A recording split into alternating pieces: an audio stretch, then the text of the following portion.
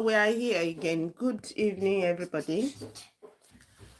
Welcome back on the Akins TV channel. So we want to discuss how you go through your speaking module, how you make a good impression on your examiner and carry them on along throughout your speaking work. And can somebody hear me? If you can hear me, can you say hi in the chat box so we can just crack on? All right, thank you so very much, Sister OA. So for the speaking test, we have three big parts, and we have a part that is called part 0. Part 0 is that part where you speak to your examiner, like just exchange pleasantries, greetings, and all that. So that's the part that is not scored. Nobody will be scoring that. None will say you are doing this or you are not. So it's just for the examiner to get to meet you. And there have been situations where examiners will not even say hello or hi. You just get in there and they jump into part 1 straight away. So your part 0, if your examiner decides to engage in it, it's a good time too for you to actually let the examiner know that you know how to speak English. At that point, like I mentioned, you will not be scored. So no score will be allotted to whatsoever work you do at that particular point in time. But it is imperative that you still put a beautiful face, you smile all through. And while I say smile, I would say you not necessarily smile consistently, but at least when you are introducing yourself, you smile. I will say your affect should be congruent with what is happening. So if you are discussing something that is sad, then definitely you won't be laughing or putting up that smiling face like that. So, but if you are discussing something mild, something neutral, something positive, something general, keep the smiling face there. So you should actually know how to greet your examiner. If the examiner says good afternoon, respond good afternoon, good morning, good evening, good evening. Avoid the temptation to say good day, because the owners of English, those people who are native speakers or those people who are English teachers, will tell you that good day is like saying bye-bye. We finished everything we've been here to do, and so we are departing. So you don't want to say good day to your examiner when you haven't even started, you haven't commenced your examination. So it is not good day. It is good that time of the day that you are doing your examination, which may make it that maybe when you are about going into the hall, you can just check the clock. In most situations, they will have clock around where they've checked you. So by the time they are standing you up to move you into your examination room or into your interview room, make effort to check the time, except if you can just guess the time. Like you came in here, you knew you arrived at the examination hall 12 minutes ago, and that was 12:20. So you know you are already in the afternoon. So you can just say good afternoon. Otherwise, like I mentioned, don't go with good day. Do we understand what I'm saying, please? If you understood what I said, just say hello in the chat box, so we'll be very sure that you got what I was saying. So it is good morning, good afternoon, good evening, not good day. When you're done with your examination, you can just say goodbye. Yeah, thank you very much. So that is that about you creating that first impression. And like we mentioned, be cautious, show courtesy, let them ask you to sit down before you sit down. Once they've done that, then they will ask you to present your ID documents. Present them with that. You can say, here you are, please. Here you are, thank you. And you present that to them. Can I check your ID? Sure you can, please. Give it to them, let them have it. That point, they are not scoring you. They will ask for your name to compare it with what is in the ID documents. And yeah, I'm sure nobody is here that is going there to impersonate another person, because that's a criminal offense. You don't want anything incriminating you, and you don't want to incriminate anyone. So when the examiner will tell you who they are, and it's good for you to address them by their first name. And when you are addressing people by their first names, you don't put titles. You don't say Dr. Nike. You don't say Dr. Jimmy. You don't say Dr. Tayo. You don't say Dr. Shade. You are free to use my, if you want to use my first name, I mean my last name, you can add the whatsoever designation that I have, or my title, or my chieftaincy, preferred whatsoever, except the examiner tells you they prefer to be called this. Then it is nice for you to just keep to their first name, or you make a way that you're not going to mention them if you are not comfortable with that. But well, they've been trained to be comfortable with you calling them their first name, so they won't see you as being rude for whatsoever reasons. Okay, so that is that about you exchanging pleasantries. And then when the examiner is about starting, they will let you know that they are going to start their recorder. Once they start their recorder, then the real business is about starting. And you don't want to goof at all. You may not be able to present something perfect, but you should be able to present something that will earn you beautiful scores, that will earn you your minimum of 7, 7.5, 8, 8.5, 9. That's the target here in this family house. So you are not looking at scoring 6.5 or band 5 or 3. Even if you are coming in as healthcare assistant, I've encouraged us that you should make sure you push your points to at least 7 in all the modules, such that in the nearest future, if you see somewhere better than where you've projected coming into, you will be able to easily pick your test reports if they haven't expired at that point in time. So keep that close here. Thank you, Sister Bio. So that is how you go about that. Ensure that you, like I said, you don't give title to the first name. That's as simple as that. And make sure that when they ask you, what is your name? My name's her. My name's is, not my name's her. So you are using contractions like I told us yesterday. Speaking test and is, it will boost your scores, your band score, if you are able to use your contractions well. Your contractions are when instead of saying do not, you say don't. If instead of say I am, you use am. Instead of saying my name is, you say my name's, not my name is, or not my name's her. So it is, whether you are mentioning 2 or 3 names. My name's Shade, AKI. So that is the way you will go about telling that examiner your name, and you creating that good impression for yourself. And please don't explain your name out.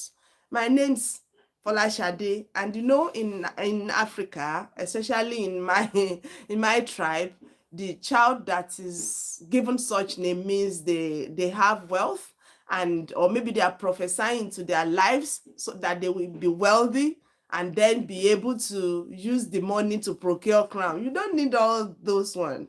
And the multitude of words, they are wanted no sin. That's what the Bible says. So you don't need all those extra explanations or giving meanings or giving reasons for the names you're being called or the name you want the examiner to call you.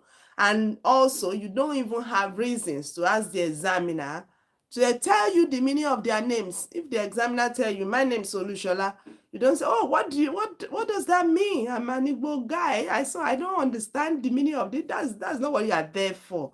So just keep to what you've been paid. I mean, what you've paid your money to come and do there, and what the examiner had been paid to examine or to assess you on. So don't explain your name. Don't give reasons for you bearing that name. You don't need all those ones. And they could ask you, where are you from? I'm from Ijebu-Jesha. And you don't now start saying Ijebus are known to be very stingy. But that's a lie. Oh. We are not stingy. People just do not know that we are economical and all those things. Don't start all those things at all. It's not going to put you in a very beautiful frame with the examiner. The examiner is not going to have a good perception of you. We just think this one is garrulous, this one is talkative, and this one is the fanfare here is too much. The fanfare this person is bringing into this sitting or into this hall is too much. And that's not what you are there for. You are there to speak English. Let them know you can speak English. Let them know you can converse in English. Let them know you know how to use your contractions. Let them you know your grammar. Let them know you know your resources, vocabularies. Let them know that you are fluent. Those are the things you are there for. You are not there to just waste the examiners or your very own time.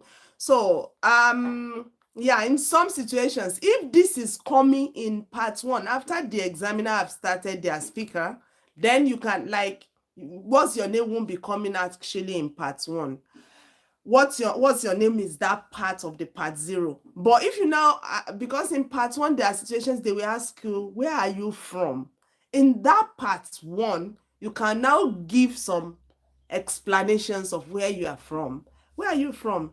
I'm from Oshogbo. Oshogbo is the capital of Osun State, and it is the commercial center of the whole of Osun State. In fact, that's the seat of the Great Osun River, where the river goddess do make oblations and sacrifices to the goddess of that river.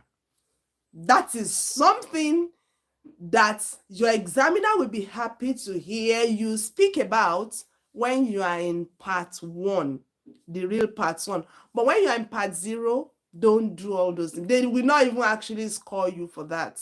And if you have started on the ground that the examiner has been having wrong perception of you, it will not really be very beautiful. It may take a good old effort, great effort from you to convince that examiner that you are a very good fit for that test or for the speaking work that you are there to do.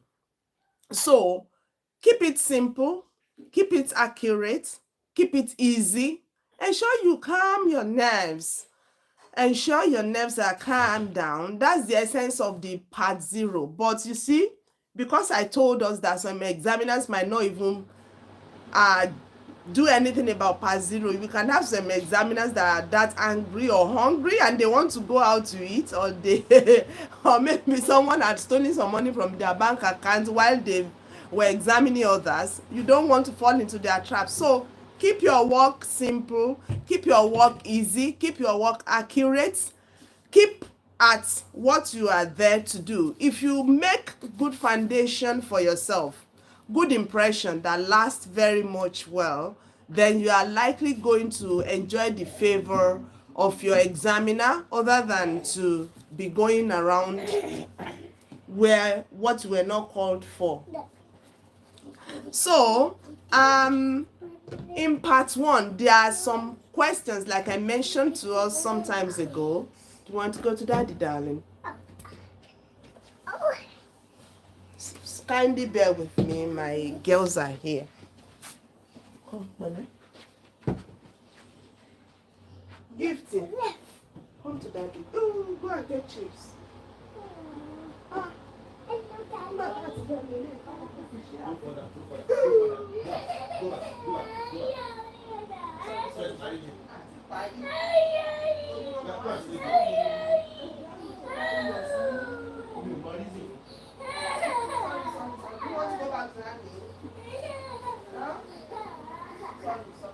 Wait here for that. Sorry.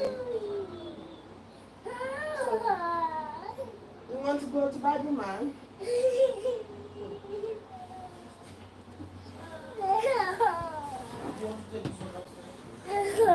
Sorry, my people. Sorry. Sorry. You are not allowed there. You are not allowed. You are not allowed on the screen. Sorry, my people. She just had a sleep in the bar in the kitchen. Sorry. Say hello. Hello. Thank you, mommies and daddies. Say, I wish you success. I wish you success. All right. Thank you very much. You can now go back to Annie and go and watch Bible Man. Okay, go to daddy. Go and take chips, darling.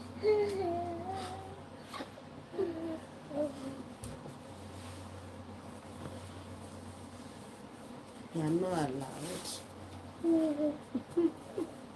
Okay, so thank you so much for waiting.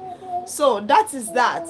So in part one now, once you've been asked your question, don't disturb me, girl. Don't disturb me. Once you've been asked your question, the first thing you do is to paraphrase your response. So your question could come. Take that to Annie. See chicken nugget. Go to Annie. So your question could come whether you've traveled by. Describe a time you've. Oh, sorry. Hey, goodness gracious.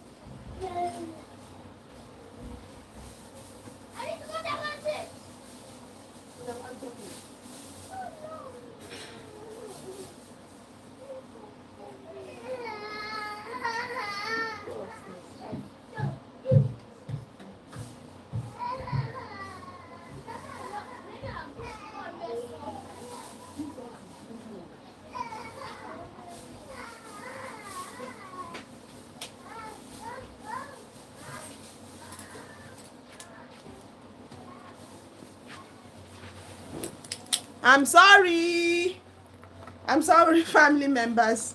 So, part one, your questions will be very quick, sharp, like 2-3 questions. But you still need to obey the rules of what you'll be assessed on those 4 parameters you will be assessed on. But the first thing you will do when you receive your question is to try to paraphrase it. There are words that could be paraphrased. There are words that you cannot paraphrase no matter how you try. So once you hear your question, look at words that can easily come along to help you to paraphrase. We dealt with paraphrasing tomorrow.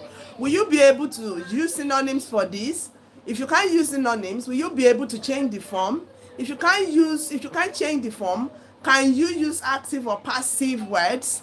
And if you can't do that, are there ways you can bring words that are closer that could explain the meaning of that very word, of those words that appear? Because in some situations you don't really need to think of just one word to paraphrase. You may have 2 or more words that you can paraphrase in a statement. So quickly have a mental thought, a mental reasoning around the question that you've been asked. Like I told you, I was asked, have you used mirror? That was my first question. Some people were asked, how did you get here today? So how did you get to this examination center today? I came from Lagos State to Ibadan to take this examination, and I actually traveled by road. And I first actually had to wake up very early so that I could catch my bus, because it could be very tedious to go through the traffic jam in the city of Lagos.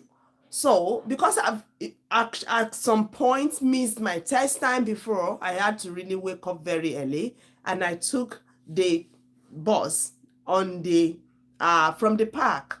Oh, I drove myself down by the road to this place today. I prefer driving myself down because in most situations, if I do not, I know I might possibly miss the time for my test. And I wanted to avoid the temptation of rushing myself into the examination center. It's the best means of transportation for me. There have been occasions that I traveled by air and I had a terrible motion sickness. You see, those words, traveled by road, traveled by air, you've talked about many means of transportation. I mean, not just one. Did you travel? I got down here, or I traveled down. I had the trip. I've had, when you are talking about traveling, you are talking about trip. And when you are talking about traveling, it could involve the air, it could involve the sea, it could involve the road. And you've talked about the means. You used the bus or you drove yourself down. Driving are some of the words, the vocabularies too, that can come with traveling. Someone is driving, someone holds luggage, someone packed their load, someone bought their tickets for the trip. Those are the things that will be appearing when you are discussing traveling. You booked your ticket, you missed your bus, and you had to pay for another ticket. You you can see so many words that will be coming around. So you don't have to be fixated on travel. What do I do with travel? And in travel, I've traveled by road before. But then in the nearest future, I'm just thinking that since there is rail and it's much cheaper, I would prefer to.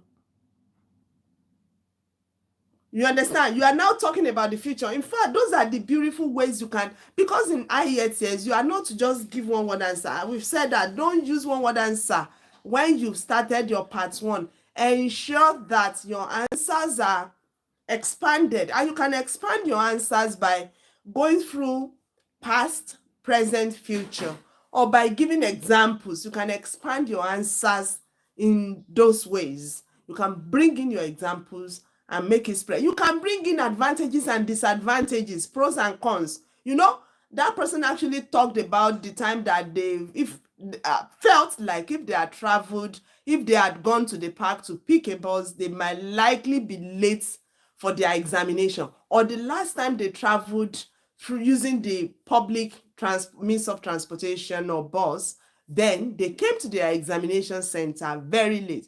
That was a disadvantage. So ensure that you have words that are flowing in sequence, and those ones will come through practices. And thank God we've got some good things that we go on. When Dr. Agbilova starts with you, your speaking lab, it's going to be quite interesting. I might take time to engage some other people. We might have a breakout room for our speaking classes this time around, so that we can easily engage many of you. We don't want a situation where some people will be interviewed, but some will not be interviewed. So we might have that and have breakout rooms that can entertain many people at the same time. So that is that about your part one. You will have 2 or 3 questions. I mean, you have 3 questions at least in that part one, but there are things you should do quickly. Maybe like 3 sentences, but ensure you use good linkers that you can use. Thank you. I've had situations where I've traveled by road before to this Ibadan from Lagos, and I actually regretted taking such decisions. And so since then, I've decided that anytime I will be traveling to Ibadan, then it must actually be by rail. And why did I choose rail trips?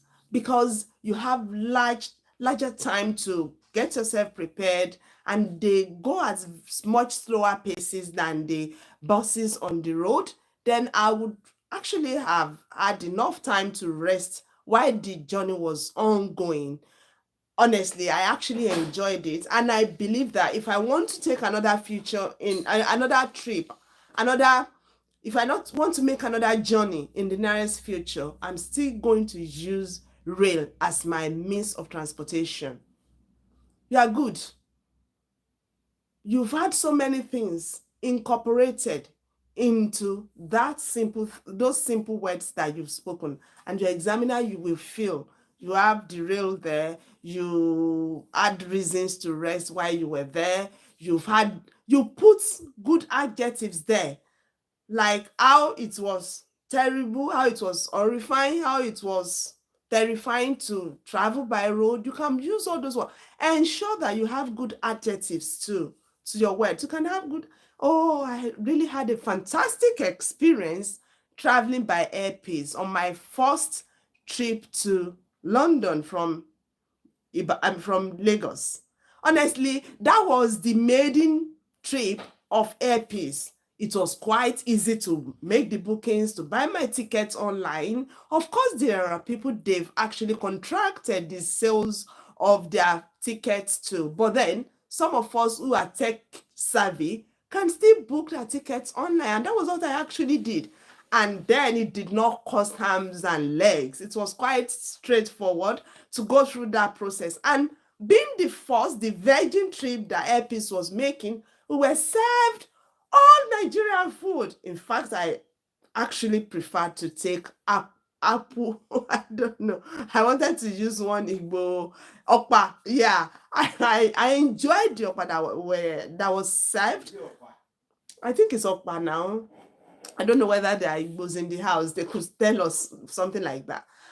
But what I enjoyed majorly was the way the pilots actually addressed us. They addressed us with pidgin, which is our native language down in Nigeria. However, there was this aspect of the trip that I did not enjoy. While at the departure level, then we had some people who were trying to rip us of some amounts of money before we leave the shores of Nigeria. That was the only negative aspect of that journey that I had that time. Otherwise, whatsoever the reasons, notwithstanding, you are now bringing in that.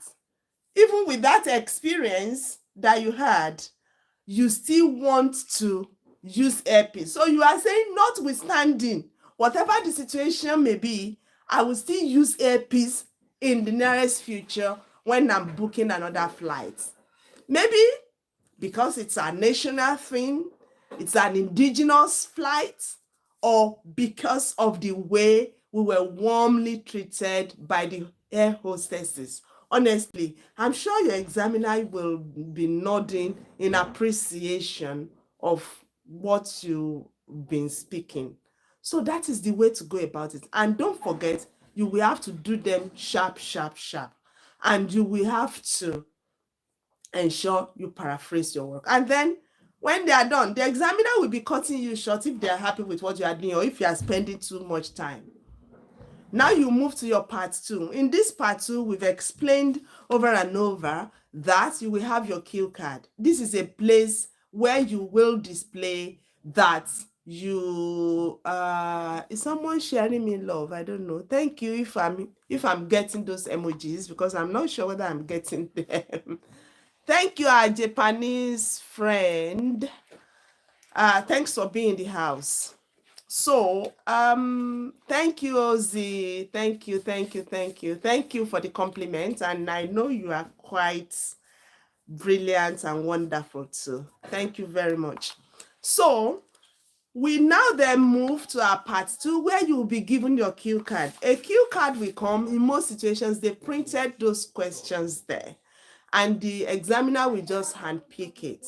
Could you not please, except if you're asking for the examiner to clarify the question they've given you if you didn't get what they were saying, you have the freedom to ask those ones, but you don't have the freedom to tell them to interpret the meaning of the question they're asking you, because you are there as someone who has known how to speak English and is just there to tell the other person that I can speak this language. I'm here to converse with you in English. So you don't, if you are conversing in English, you don't now want to ask the examiner, what do you mean by trip? You don't want to say that there. That is why you should be accustomed to what you are saying.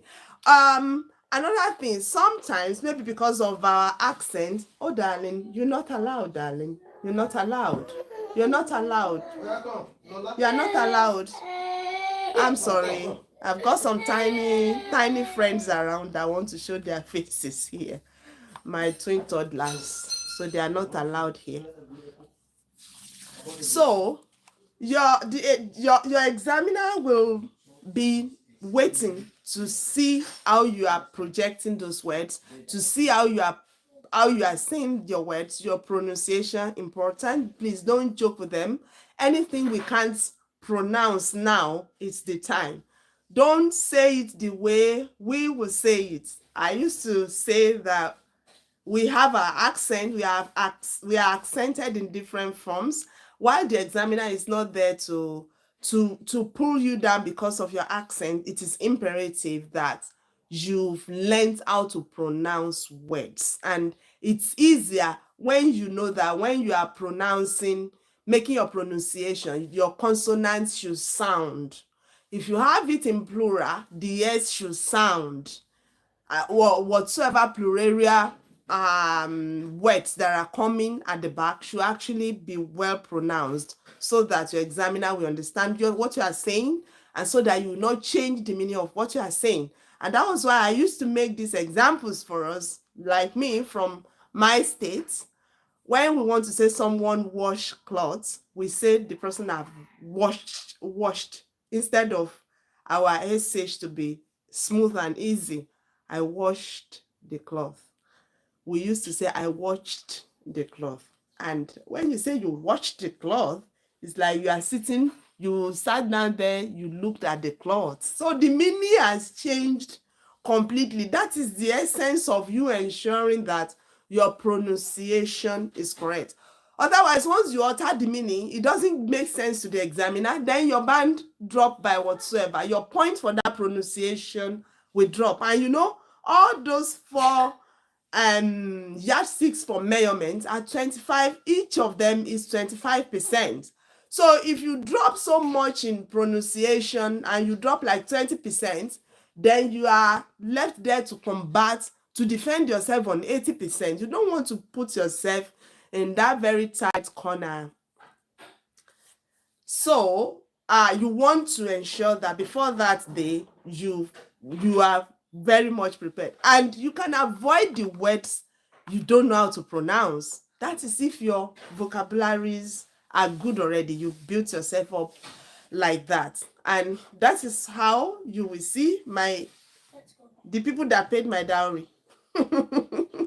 they will be saying sh when they are saying esh, when they are saying yes. So you'll be hearing such words from my blessed Ijesha people, and sometimes they will pronounce f instead of v. Victoria, Victor, ferry.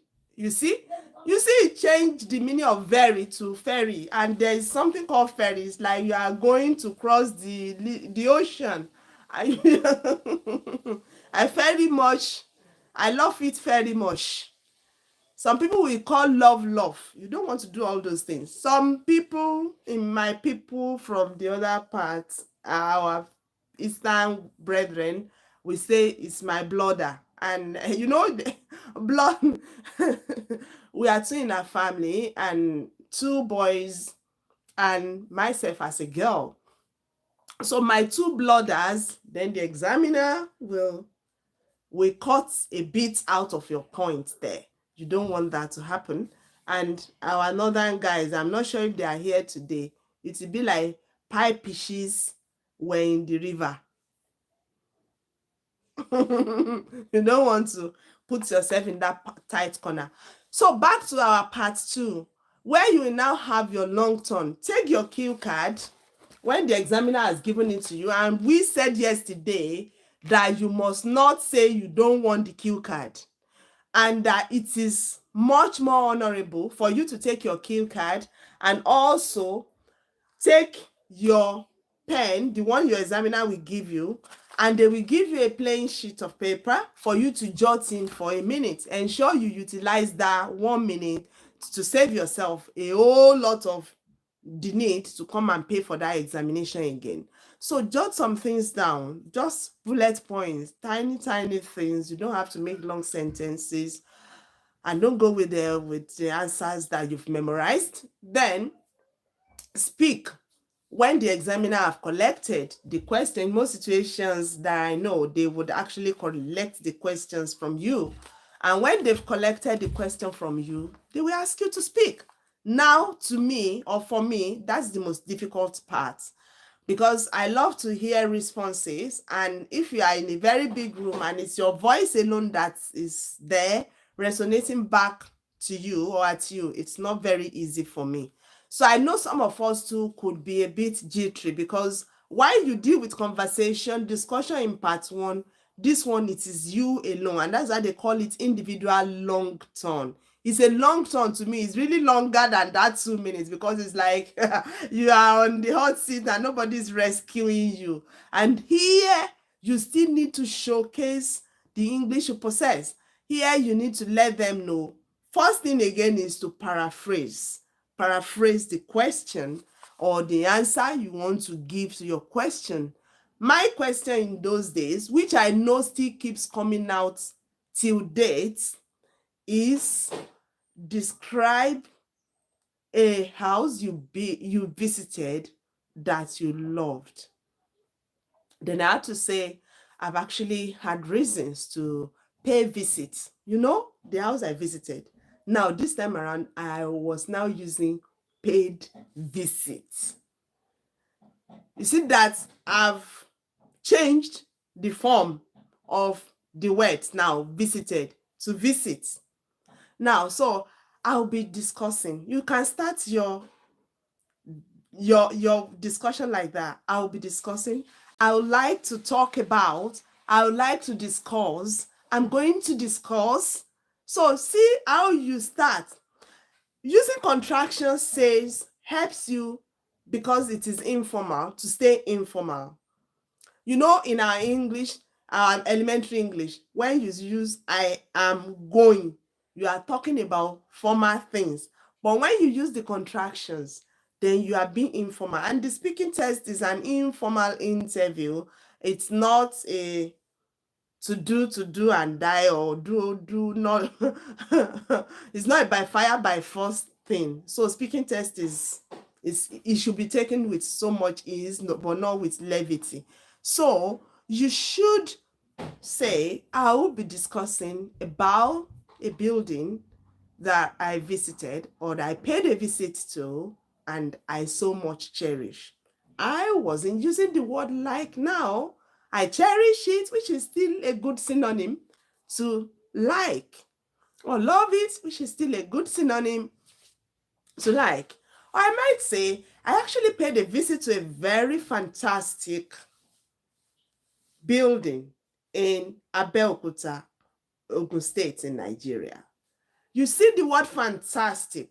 You should know how to paint what you are speaking with good adjectives. And to be sincere with you, since I've been here, I can tell you that the Brits, I'm not sure about other people, but the Brits use adjectives. Fantastic, fabulous, intriguing. You hear all those ones. Elegant, fab. They used to shorten their words too like that, but in this one, you're not going to be shortening whatsoever you want to use that are good verbs or adjectives or adverbs. You're going to pronounce fully all those words. So I actually paid a visit to a fascinating building in Abeokuta, Ogun State. I was told that this house was constructed by the then governor of Ogun State. He actually invited some construction officers from Australia to ensure that they make good plans for the building. And I also learned that all the items that were used in constructing the house were local materials, because he was someone who loved to project the beauty of our natural resources in the country. So the house was actually built with mud blocks, but you would never believe these were ordinary mud blocks, and the bricklayers and the construction officers he used were all local. Yeah, thank you. We're all local artisans. It was a brilliant piece of artwork to behold the house. Yeah, when I first got there, and you might now say, firstly, the journey to this house was pre-planned with my girlfriend, and we've planned ahead of time because they sort of make the place a tourist attraction to everyone who could be willing or who will be willing to visit. You don't have to pay anything, but you are just to go in there. Ensure you book online prior the time of your visitation. You know, we are using visit, we now change that to visitation. Visited, visit, visiting, visitation. See how we've changed the forms of visits in multiple times. That is how your examiner will know you are doing something. How, you can just keep on talking about the beauty of all that, but you may not say, however, there was something I really loathe about my visit to the place. The fact that I forgot my mobile phone, which I would have used to take beautiful pictures of the place. So in the nearest future, I've pre-planned now that I will be visiting this place in the nearest future because I want to have the picture of that beautiful work of art on my phone or my mobile phone. Honestly, your examiner in his head will be thinking, there's no way you will talk that way and your examiner won't be putting band 8 down for your vocabulary. No way. The examiner will be carried away, especially if you are someone who's got very good tongue. If you are a sanguine in the house, say yeah, yeah, yeah, yeah. If you are a sanguine in the house, you know we know how to paint things. We know how to beautify things. You have to bring it on. And you can start bringing it on during your assessment with Dr. Agbeleoba. With me, I believe I will have some time to join Dr. Agbeleoba to assess some of you. And when we start our drill, maybe possibly tomorrow, if we are happy to, by the time we do 2 or 3, you will be able to like use, like to be able to paraphrase anything and use appropriate and flexible vocabularies. Thank you, Sister Lade, my cheerleader. Thank you very much, ma. So that is how you go with your part 2. And once the examiner feels you are good, then you are free during that assessment, during that speaking time, to look at what you've jotted down. That's the essence of you jotting. You can look at it, catch a glimpse. You can read from it if it's going to make sense and it's going to be coherent and have good hang on to what you are discussing. You will not be penalized doing that. You'll be penalized if you don't look at it and you are now getting your answers disjointed and not well built together, not well cemented, not well plastered together. You want to avoid that at all cost. Before we move on, I want to say this. Ielts speaking normally, I believe, should not trouble anyone who is coming from Nigeria.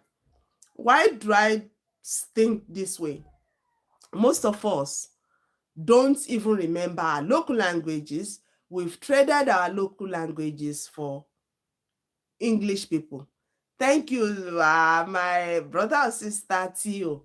Thank you very much. So, some of us, if our children say, greet us good morning in our local languages, we knock their head down. I'm paying so much for you to learn English. So if you as a father or mother, you now come into IELTS examination online, you now score 6 or 6.5.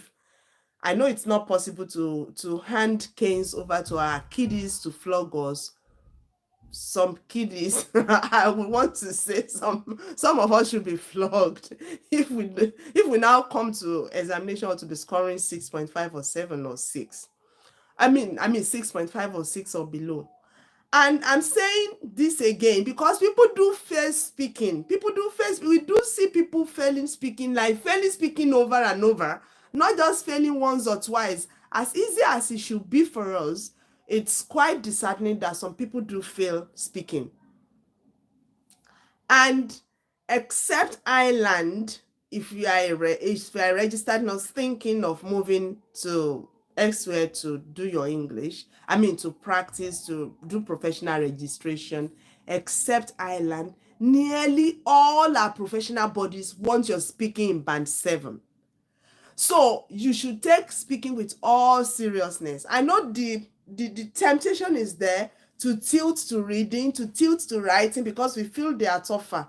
They could be, and because some people do really concentrate their effort on those ones, they leave speaking hanging, and eventually it do hang some people's band score. We don't want that to happen. I don't pray anybody goes back to the examination hall, but I used to tell my people in the days that Ielts was much cheaper, it will be too much painful for me if my candidate is going back to examination hall to rewrite speaking. And we've seen situations that it's speaking that do push people back to the hall. And these people, you will even see them with 8.5 in reading, and you will be wondering, so what happened? WhatsApp class, when we are done with this class, can you please put there was a shot I did in the morning, and I put our email address there. Otherwise, you can just type your email address on our page on the group, I mean on the YouTube. Or I would say, if you don't want to put your email address, just check out for that video, that shot I did in the morning, to let people know that we are still bringing people to this class. Or if you know me personally on WhatsApp, then send me your information. I will just add you to the group. Or any of our admins, Dr. Agbele Oba, Dr. Dada, Taiwo, Fola, Feyikemi, Feyishade, Gold, as many of us, and Daniel, all of us. You can reach out to any one of us if you know us one-to-one. If you don't know us one-to-one, if the person who invited you know any one of us one-to-one, tell them to send your details to us. Then we add you to the WhatsApp group, because there are things that will still go on the WhatsApp group. That's where we will host some of our questions, our answers, and all those things. So yeah, we've seen situations where people have to go back to the hall to just because of speaking. You shouldn't come. If anyone, by whatsoever reasons, drop band in reading, it will pain me, but it won't be, I won't feel like, I know those ones could be tough, especially because you are really racing against time. It's not like they are undoable. Every aspect of this test is doable. Every aspect can be passed and should be passed. But it will be much more painful to me that the English that we've now neglected our own languages for, our own traditional languages for, our own local languages for. Thank you, Sister OS. It will be painful to me if anyone now goes to the examination hall and now drop band in speaking. And it is quite unfortunate if that person is dropping speaking band in IDP. Like I mentioned, IDP may not increase your speaking reports if you call for remark. British Council may, but why would you drop band at all? If you are struggling with your speaking, ensure you fine-tune it with us before you go to that hall. You are not allowed to fail, and nobody will fail in Jesus' name. So let's go back. When you are done with that speaking, the long turn, then the examiner will now ask you follow-up questions. The follow-up questions will be like, why do you think it is like this? Do you think maybe the exam, for that building that you were talking about, do you think the person was extremely wealthy to have built the house then? Or do you think it's only wealthy people that build big houses, large edifices? You see, words that will come with homes, edifices, constructions, artworks, bricklaying, the pantry, the laundry, the sitting room, the garden, the car park, or is it the garage? The garage. Those are the words you will be seeing that you can inculcate into your speaking when you want to talk about house. Some questions do ask whether you live in the house or in an apartment. So in such situation too, in fact, that's one of the big questions or common questions in part one. And in Nigeria, or maybe probably in Africa, we know of flats. And these Oyinbo people, they talk about houses, they talk about apartments, they don't use flats. And when they say someone is living in the house, everywhere we live inside in our own country will be houses or whatsoever. But these ones, they are buildings they call house. There are ones they call apartments. So their house is like you and your family alone living in that space. When you go into your house, it is you and your family. Whether it's upstairs, whether it is bungalow, whether it is duplex, it is you and your family alone there. It could be terrace. It could be are detached, nobody on this side, nobody on the other side. I think that's majorly maybe what our big people build in Nigeria. You build your house and you fence it around and you are just within that. So it could be terraced, it could be semi-detached, in which situation a part of your house is detached on one side, but you still have one house attached to your house on the other side. All those ones are the things that are happening here in the obodos. Our own areas are not like that. So if they say if you are now living in apartment, you can say apartments are like it could be house too, but you will now have so many people, different people that are not family members living in that place, and they could possibly be numbered differently. So like in a house there could be A, B, C, D room, 1, 2, 3, 4, 5 room. But if you can just limit it to what is happening in the house, I'm living in I'm residing in a flat. Do you live in a house or an apartment? I'm residing in an apartment. I'm residing in a separated house, or I'm residing in a bungalow or in a duplex. Then you start talking and talking. It's not even the living that matters to them, but how you are going to describe it. What are the vocabularies you will use that will make someone know there's kitchen? Those are the things you find in the house. There could be fireplace. Those are the things you will find in the house. There could be your flower gardens. Those are the things you find around the house. You can have the laundry, you can have the washing machine, you can have the plate dishwashers, you can have the loo, the ladies and gents, your toilet and bathroom, you can have the master bedroom. Those are the things, anything you can think around that can just give a picture. That if you give a list of this one, like if I'm not saying, if I'm not even using house, and I just give you a list: fireplace, kitchen, laundry, toilet, sitting room, lounge, and say garage. If I give you that list and say which words with this, which item will these words go with, I know something in you will be ringing houses or houses or houses and houses. So that is how you look about, how you think about your paraphrasing. Like, do you work or study? And those are kind of questions you see in part one. I've just completed my tertiary education, and I've started working with Obafemi Awolowo University Teaching Hospital Complex. At my place of work, I do resume at 8 a.m. in the morning, and that's the time we take over because I'm a registered nurse midwife. And I do take over at 8 a.m. in the morning because those people who work night do work 12 hours stretch.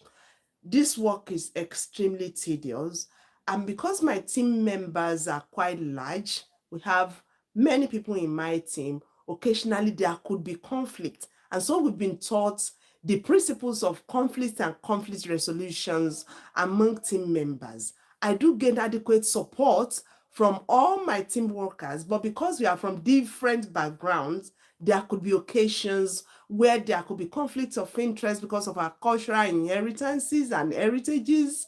When such happens, we do need actually to inform our leaders to step into this. You start saying so many, you see, everything we talked about now is about place of work. But when you talk about place of work, is that not where you gain support from your colleagues? Is that not where you talk about team and teamwork? Teamwork is an academic language that whoever is listening to you will push up your score.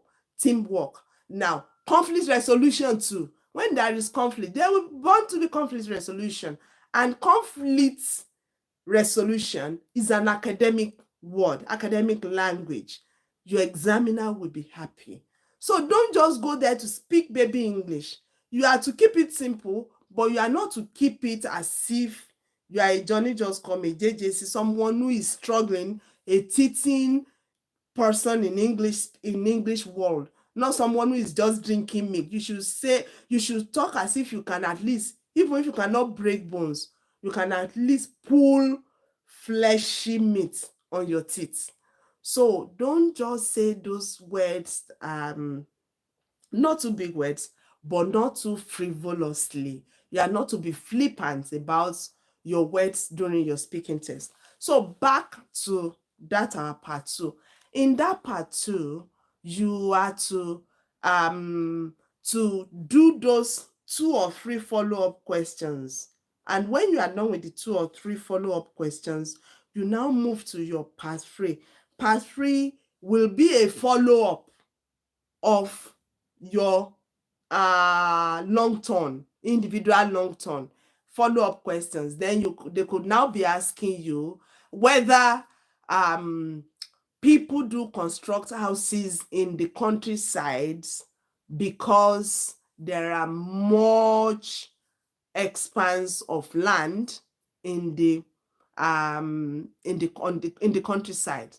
And when you get here, if you have something like that, the moment you hear countryside, you could now start thinking about rural areas, rural regions, remote areas. You can think about that. You can now use the word villages, and you can cast your mind back at your geography and look at linear environments or linear populations and all those things. Oh yeah, because you may decide to agree with your with your interviewer, and you may disagree. You may say, oh well, I do know that some people do build houses in rural areas. Now you are no longer using countryside because there are larger expanse of land. But from my experience about environmental support and ensuring that the ozone layers are well protected, some people or most people these days do prefer to move away from erecting their edifices in the mega cities, and they choose countrysides, choose rural areas, choose remote areas, choose villages to ensure that they are not exposed to the much of pollutions that are happening or occurring in the big cities, in the urban areas. So you can now talk about in the urban areas. For example, because of urbanization, take for instance, that is how you expand your words. Firstly, urbanization do expose the environment into environmental pollution, which could be air pollution, could be noise pollution, which is hazardous to health. And do you know that which is a linker? The way you use hand. But I told us we can use hand, we can use but, we can use because, but those are the ones we are majorly used to as non-native speakers. But here your English should really go beyond those levels. So now we've tried to link those words instead of using and or because. You can now say, or instead of saying whatsoever, you can say to begin with. Urbanization do open people to air pollution or a whole lot of pollutions. And you can talk of air pollutions, you can talk of noise pollutions and the hazardous effects on the health of people. So people have now decided to move to the remote areas or less populated area or less densely populated areas. See the way you will be flowing if you keep going that way, so that they could protect their health, so that they could protect the ozone layers of the environment, and they could enjoy much of fresher air and being exposed to green life more than what is happening in the urban regions. And it gives much of serenity for someone who really want to make positive impact in life. I believe that people should now start moving towards the rural areas, at least to develop the places and to ensure that they get enough communal support. Sure. Please watch later. That's why we've decided to do come live, so that whatever we are discussing can be recorded, and even people who are here can still listen to them over and over and over to help them to perfect their works in the examination. Please, you can work later. I mean, you can watch later. We soon get off this. So that is why you keep going And please make sure you enjoy your speaking test. You are there to enjoy it. If you prepare ahead, you're going to enjoy it. So in part 3, you can have 2 or 3 questions. They are like quick questions, like what you came into in part 1. I think with this, all I will need to come over to do again may possibly be to brush up how to transition into different aspects of the journey. When you are going with positive transition, or you want to make negative transitions, the linkers you can use. When I'm done with that, I would say I'm so much free to discharge everybody into the hands of Dr. Agbede. Thank you guys for staying with me tonight or this evening, and I wish everyone excellent performances in their test.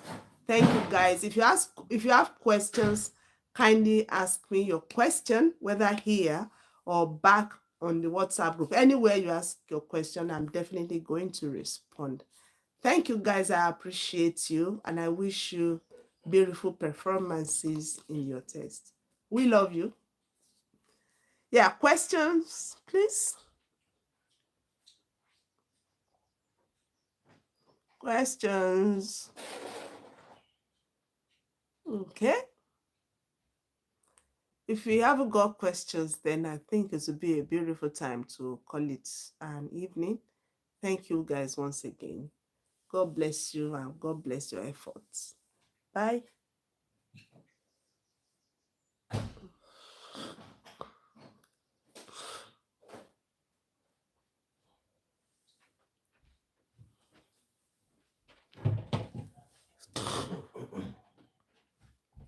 So please, if the examiner is not speaking up, do kindly respectfully ask them that, please, could you come back with the questions?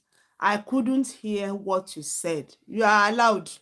What you are not allowed is to ask them to explain the meaning of the question they've asked you, maybe because you don't understand the English that had been spoken.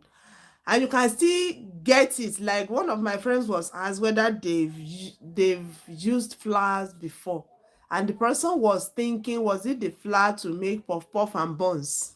But when he actually asked them, I couldn't get what you said. The person now said, have you received the gift of flowers before?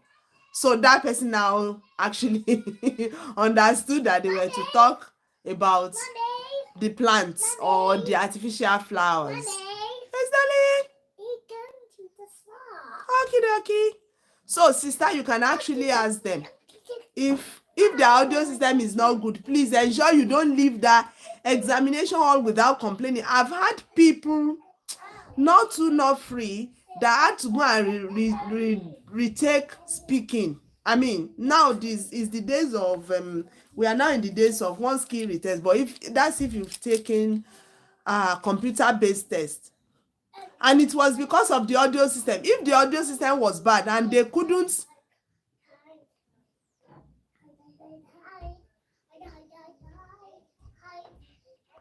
for what, speaking or listening? Because we are discussing speaking here, but let me address speaking now.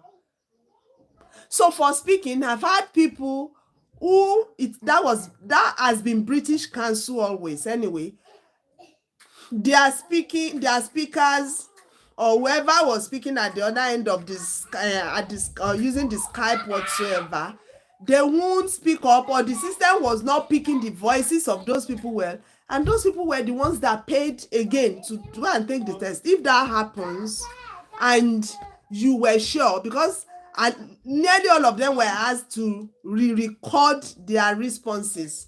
If that happens, make sure you file a complaint to Ielts that very day, so they will know it's their fault. Now, but if it is this listening speaker, let them know before you start, because they will test it over and over and over and over again, except if your headset is not good. For the people that use headsets, where I did my testing here, they did not even use headsets, and their speaker was very powerful. In Nigeria, when I took my test in 2017, we were given headsets. So you are allowed to test those ones over and over again change the volume. They would help you to change the volume and all those things. But if it is a general problem from the speaker, then it will be everybody's problem. It's not likely going to be yours. But if it is your headset that is giving problem, then it's likely your own gadget that is not functional. They have to change it for you. You've paid for that test. If they do not change it for you, they do not help you during that test, ensure you file, because you have to complain, you have to speak up, you have to let them know that, oh, you are not hearing that. I know they tested over and over that day. Were you given speaker for, oh, the woman speaker was not speaking up? Please let the person know that you could not hear. Tell them with so much respect, you have the right. And if they refuse to do, ensure you file a complaint. Ensure you file a complaint. Don't just leave it flying. Don't say, I don't want to implicate anybody, or you don't want anybody to implicate you too. So if anything eventually goes wrong, they know who to hold responsible if they are the ones that are not speaking up. If the tempo is not high enough for you, the decibel at which they are speaking to you is not good enough, then let them know. They should speak in clear terms. If they do not, it's not like you're asking them to interpret their words to you. If they do not, ensure you file a complaint, and make sure you file that complaint that very day. There has been so much complaints coming about British Council speaking, and many people that do face speaking, it's this British Council, especially since they've started the virtual interview. I mean, in Nigeria, I don't know of other places, but for many people that we've seen, it's British Council that is giving problem with speaking. So let them know. If you do not let them know, then they won't act on it. And if anything goes wrong with your scores, then they will not be able, you have nothing to defend you. You have to defend yourself. 200 and something thousand. To me, that is even here where the exchange rates could be favorable to me. It's a big money place. It's a big money. It's a big money. I know some people will have to cut so many things to save such money over a period of time. All right. Thank you very much, Sister J. Thank you, everybody, for your time. God bless the works of our hands. See you back on WhatsApp group. If you want to join us, ensure, the care ltd 2020 at gmail.com. That's it. That's our email address. DACARELTD 2020 at gmail.com. See you. Bye.